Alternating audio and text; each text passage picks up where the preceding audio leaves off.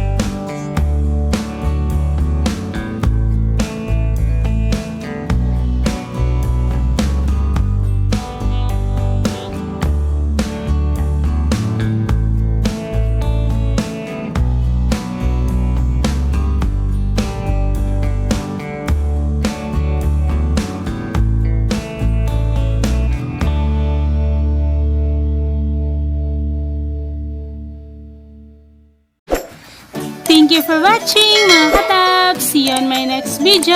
Bye-bye!